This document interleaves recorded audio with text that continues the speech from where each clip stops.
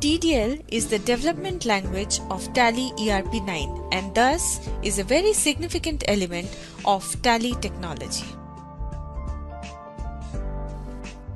There are numerous reasons why TDL is very suitable for development of Tally ERP9.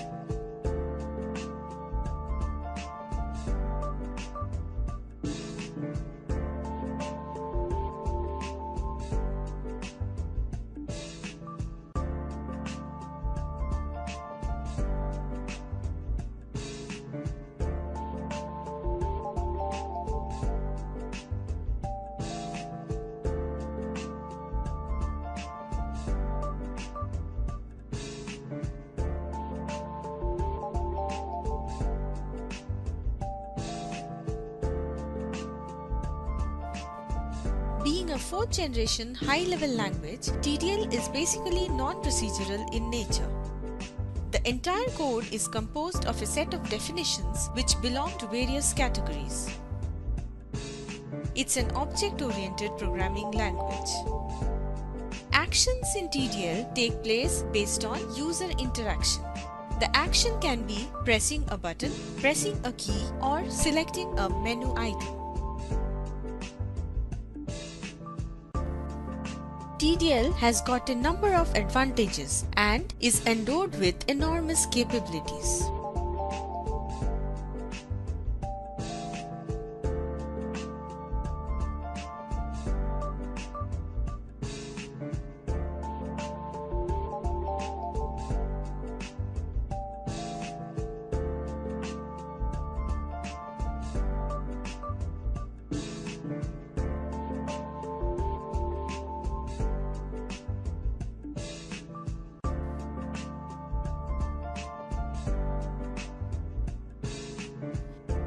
The visible elements on the Tally ERP9 user interface are menu, button, table, and report.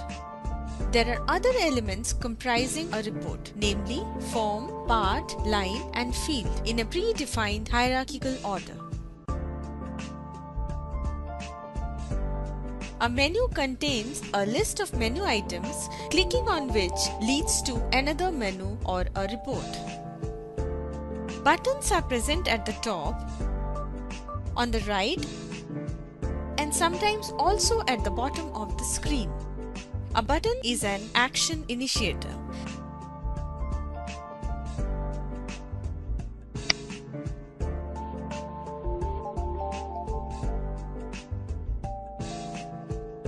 The name of the report can be seen in the top left corner. A table gives a list of options to choose from while making an entry.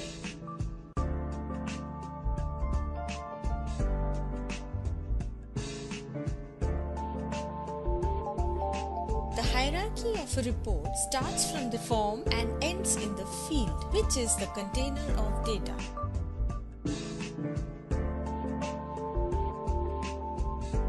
Let us make use of different colors for a part, line, and field to understand the concept better.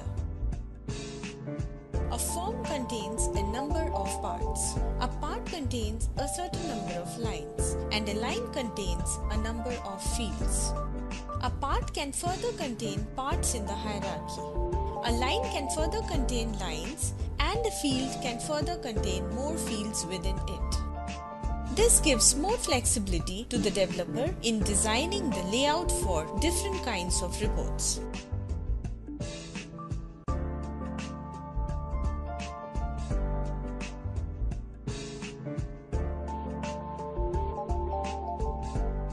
It must be kept in mind that the hierarchy always ends at the field. It must be kept in mind that the hierarchy always ends at the field.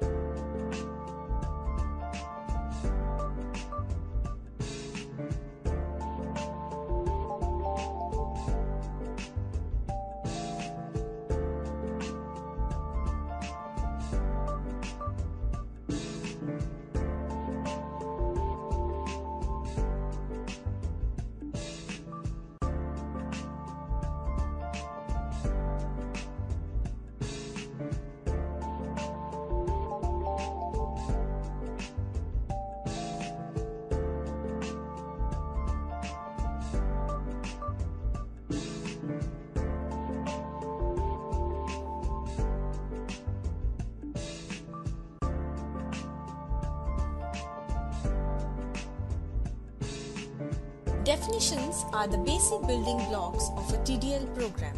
For example, the menu and the report definitions.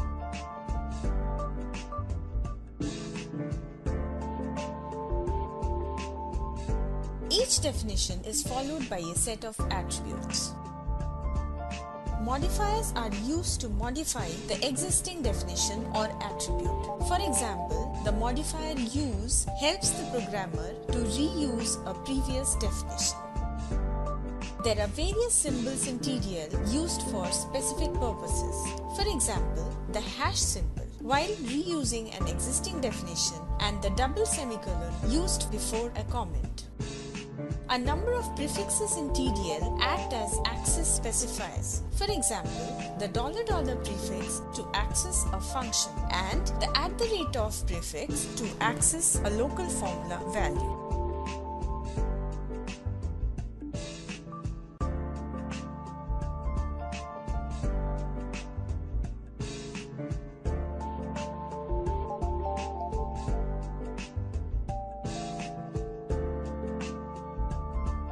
Actions can be used to perform various kinds of functions. For example, the display action is used to display a report.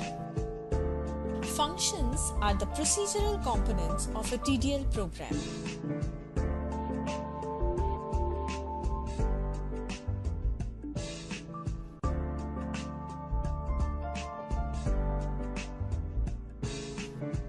Consider a basic TDL report consisting of a single field.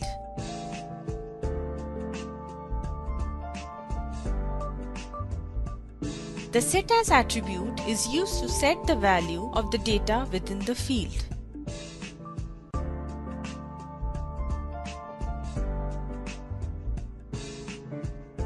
If the report consists of a number of parts, lines and fields, the TDL program will be somewhat like this. We can always specify the dimensions for any interface element by making use of dimensional attributes.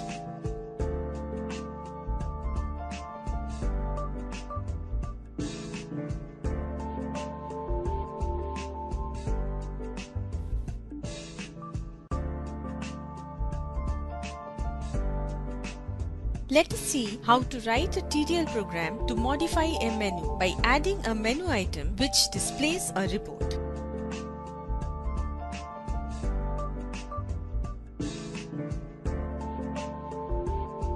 The attribute item is used to provide the name of the item to be added to the menu. This is followed by the action display. The name of the report to be displayed is specified as the parameter for the action display.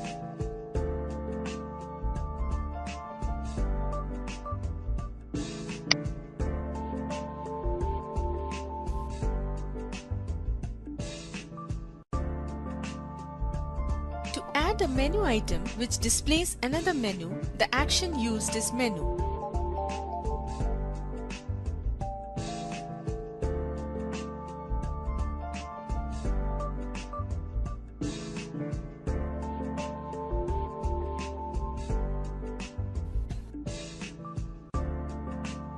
Let us see a program which makes use of the modifier use. In this program, there are two fields which have been assigned two different styles for displaying the data by using the style attribute. Two style definitions have been created for the same. The second style definition reuses the first style definition and modifies the value for the height attribute. The other attributes are inherited as present in the first definition.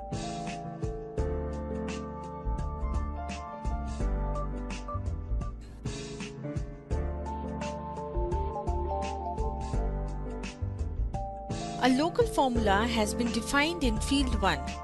This value can be accessed in the same field by prefixing the local formula name with @sign. Local formula can be used in the same definition and they are helpful when the same value has to be accessed multiple number of times. System formula are defined under the system formula definition and they can be accessed from any definition by prefixing the system formula name with the $sign.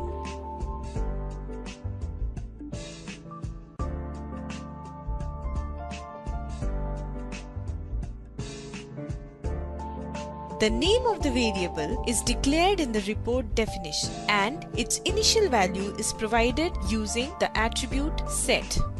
The value of the variable can be accessed by using the double hash prefix.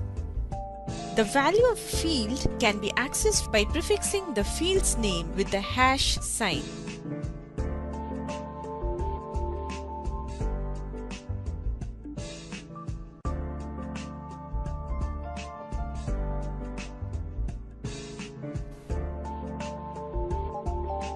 In this example, we'll create a button and use it to change the size of the form. The button, along with its name, is declared within the form definition. There are two optional definitions for the form. The form named small form becomes active when the value of the variable is no, while the form named full size form becomes active when the variable's value is yes. In the button definition, the action associated is toggling the variable value from yes to no and vice versa. Thus, whenever the button is pressed, the value of the variable changes and so does the appearance of the report.